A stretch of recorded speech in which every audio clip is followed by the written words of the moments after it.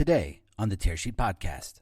Yeah, so if you look at a company like Robinhood, they've just recently this year launched their cash management product, and we power all of that. So if you were to have a Robinhood account and utilizing that component of their system, then all of the underlying technology is really Galileo's. And same thing for Chime. I mean, their digital banking offering is powered by Galileo. Welcome to the Tearsheet podcast. I'm Zack Miller. One of the most exciting stories of this generation of fintech firms is Galileo. Recently acquired by SoFi for $1.2 billion, Galileo now provides the payments and banking backbone via APIs to many of the top names in the game. Chime, TransferWise, Robinhood and Bluevine, firms like these use Galileo to open accounts and issue cards. Clay Wilkes founded Galileo 20 years ago and continues to lead the company today. He joins us on the podcast to talk about why his firm is seeing so much interest from companies across industries that want to launch financial products. Clay describes the genesis story of Galileo and what the early opportunities were for the problems he was attempting to solve. He describes the evolution of the platform as financial services have evolved. And lastly, Clay dives into use cases for his customers, and he talks about the product and corporate strategy pipeline he's got lined up for the near future. Clay Wilkes is my guest today on the Tearsheet podcast. Clay Wilkes, CEO of Galileo, and Galileo has become the dominant provider of technology to fintech and digital banks in North America. By one recent study, we have a 95% market share in digital banking in North America, which is really an incredible statement. And incumbent banks are now realizing that they need to build products using industry-leading tech to deliver competitive solutions. Our clients currently include clients like Robinhood and Chime, TransferWise, Varo, Monzo, Revolut, Dave, and many, many others. So that's a Galileo in a nutshell. Amazing. I like the word how you use the word dominant too. I haven't had too many D words on the show. Can we take a step back before we get into Galileo and talk about your capabilities and the clients, but to talk about, I guess, the road to where we are today? Like, I believe you founded the company 20 years ago. Can you tell us about sort of the genesis story and how you got to here?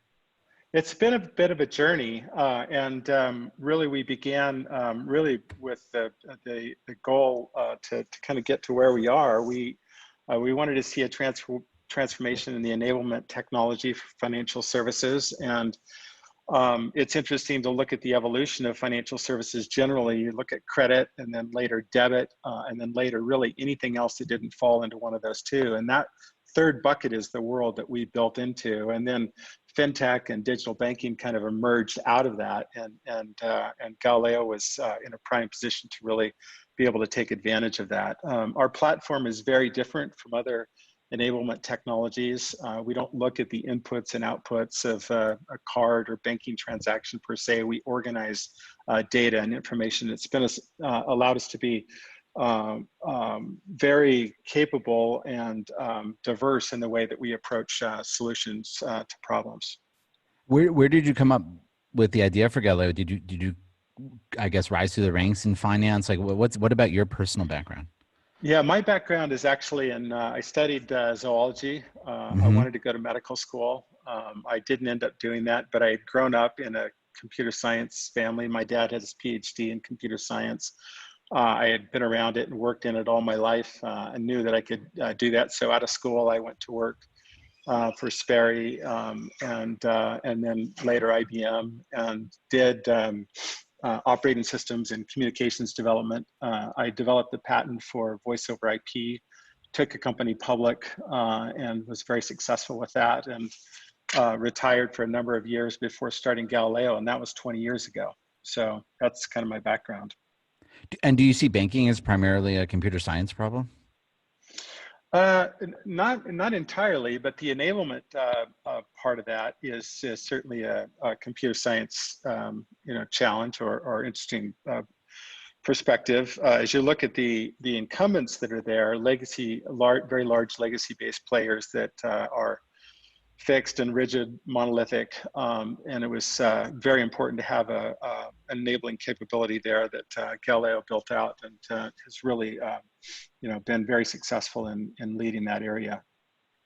And so I think at the time, like enablement was actually you were very early or pioneering in that idea. Can you talk about, I guess, what it took to, I guess, in a way, go against the grain in terms of bringing enablement to financial services?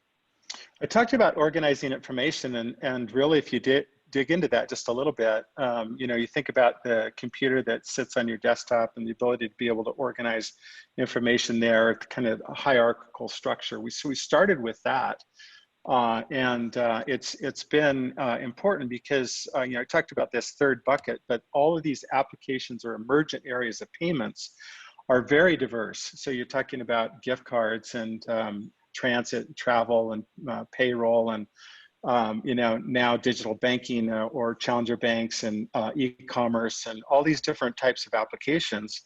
And being able to have a capability that can power that is really, really important. It's one of the reasons why Galileo has been so successful. And how have the needs of clients, I mean, 20 years in our industry is a very long period of time. Like, how have the needs of your clients or potential clients changed over that period?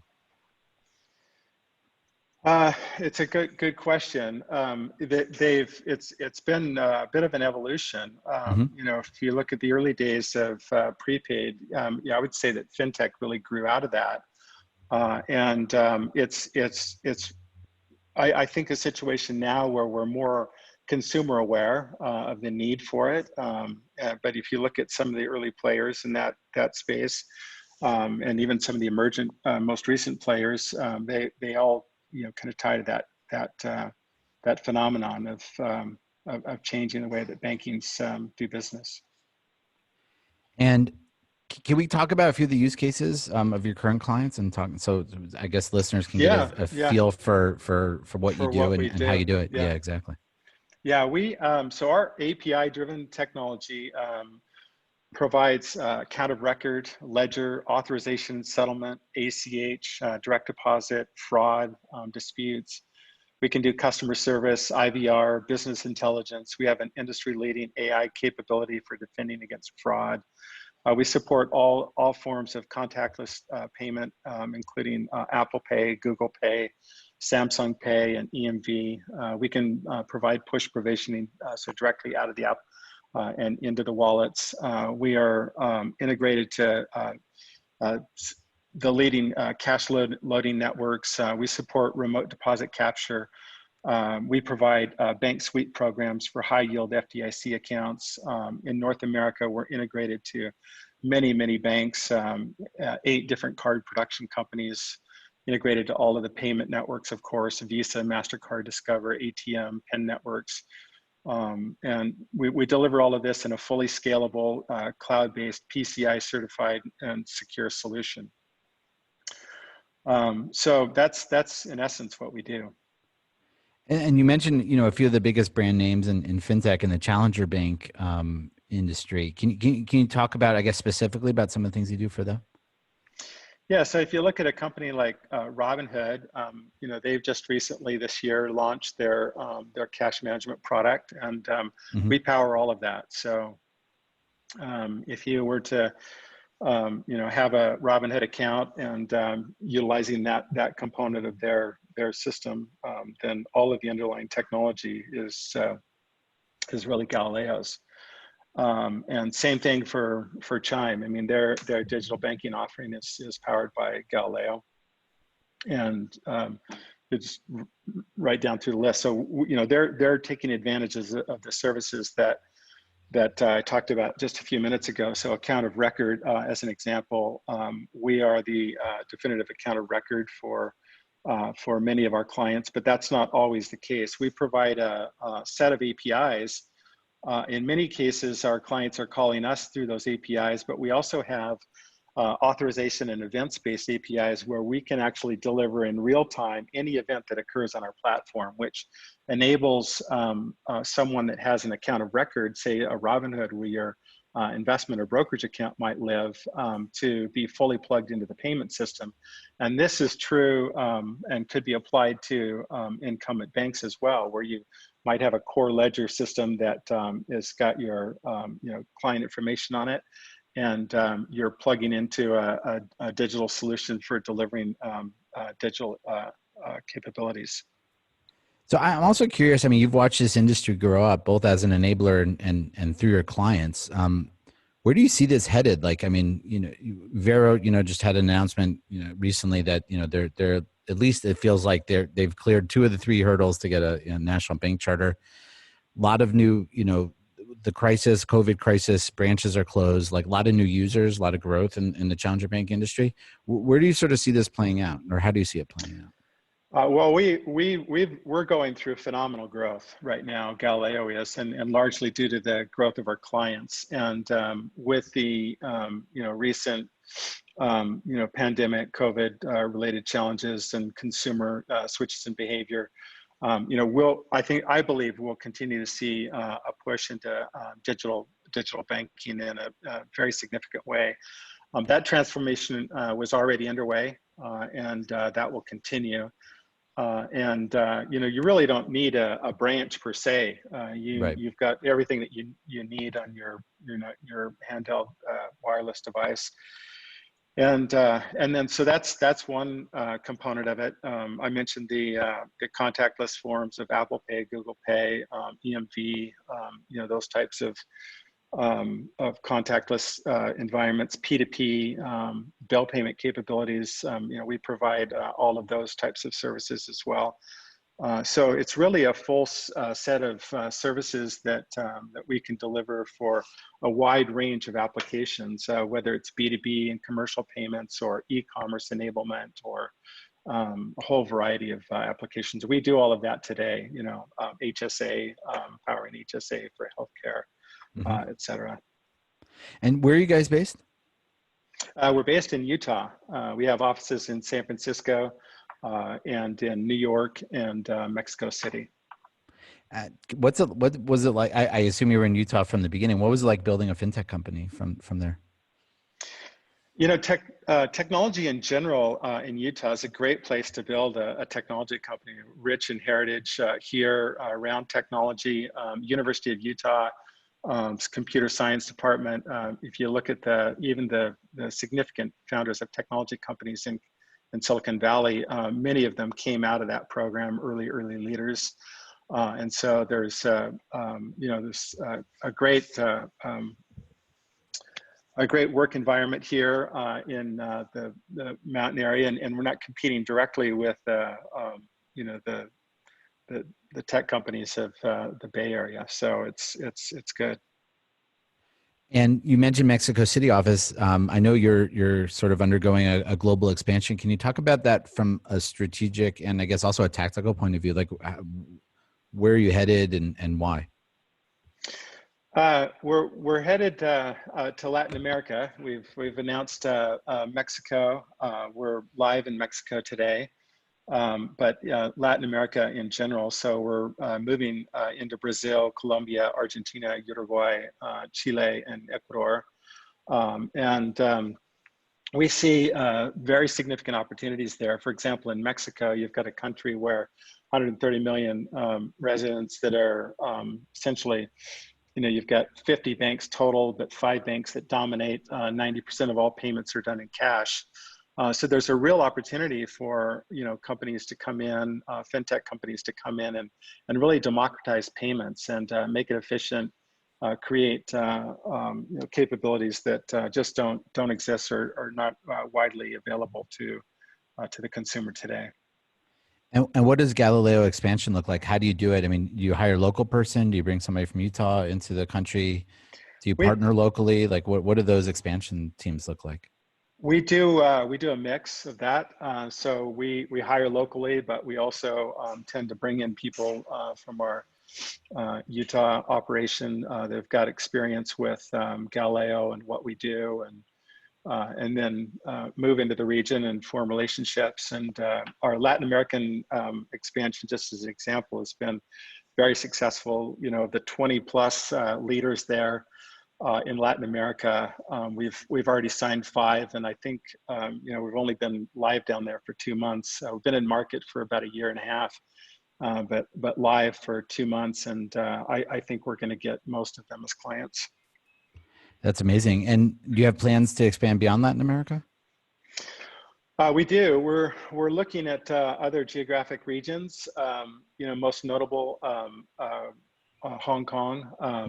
We're looking at APAC regions, so Hong Kong, Singapore, and Japan specifically. We've got a lot of inbound interest right now from the APAC region, which would include Australia and New Zealand. We've got groups down there that are really asking us to come down. So the answer is yes. We haven't done anything with UK or EU yet, but we're certainly studying that pretty significantly. And clearly you're a humble man, Clay. Like, you didn't mention the fact that you guys were acquired by SoFi. Can you talk about the acquisition that was announced recently? And I'd love to hear sort of how the combined entity, plans to expand. Super exciting for us. We've been, very successful in debit and in payments. SoFi has been it's a really consumer-facing business, very, very successful in lending.